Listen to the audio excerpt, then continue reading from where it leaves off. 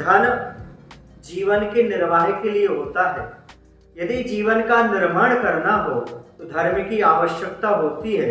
जो जीवन का निर्वाह धन के लिए, लेकिन जीवन का निर्माण के लिए धर्म का पालन करते हैं, वो हमेशा सुखी हुआ करते हैं।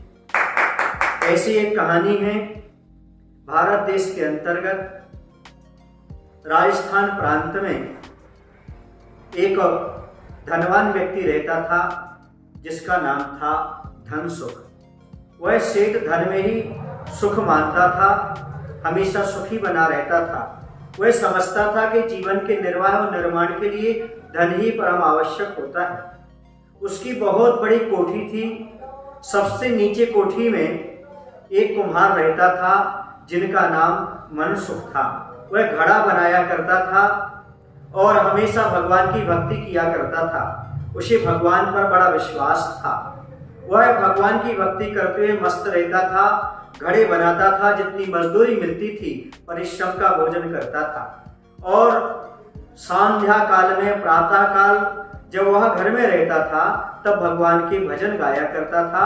भजन और भोजन उसे पर्याप्त था। शरीर को चलाने के लिए भोजन और जीवन के निर्माण के लिए भजन आवश्यक होता है। वह भजन गाया करता था।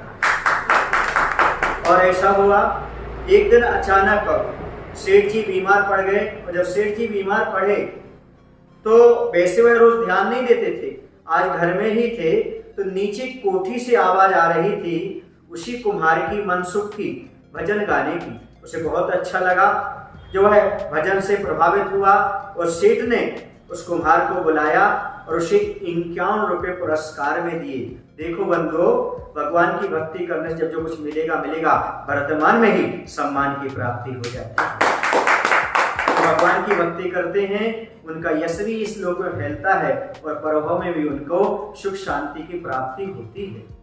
लेकिन वह धन पाकर के रात भर सो नहीं पाया। उसके मन में एक विकल्प आ गया। उस समय 51 रुपये बहुत होते थे भैया। उसने समझा 51 रुपये की व्यवस्था कैसे करें, कहाँ रखें, क्या खरीदें। रात भर यह सोचता रहा, विकल्प में बना रहा, चिंता बनी रही, उसकी नींद नहीं आ पाई। सुबह उठ करके वह सेठ जी के पास पहुंचा। सेठ जी कहते, क्यों भाई, आज आपका भजन सुनाई नहीं दिया, न संध्या काल न प्रातः काल। बोले, वही तो मैं बात कहने आ रहा हूं। जब से हमारे पास धन आ गया उस समय से नींद, सुख, चैन सब छूट गया और भगवान का भजन भी छूट गया।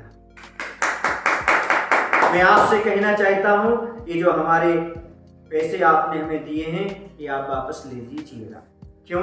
क्योंकि मैं तो भगवान का भजन नहीं छोड़ सकता। इस कहानी से बंधुओं शिक्षा मिलती है, याद रहे धन उतना ही कमाना जो धर्म में बाधा ना उत्पन्न करे। जो धर्म विरोधी हो जाए ऐसा धन कभी मत चाहना।